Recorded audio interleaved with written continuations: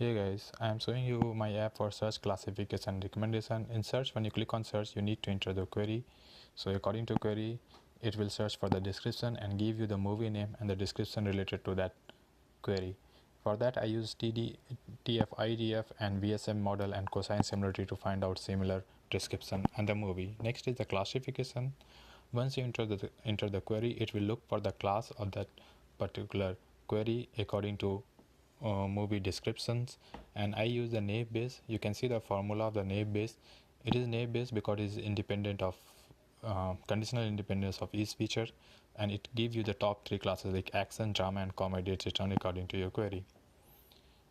And last one is the recommendation. So for recommendation, I use collaborative user to user similarity method.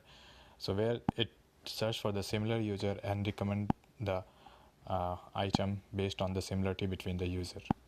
So yeah, you can, so that way I recommended the top 5 movie based on the similarity.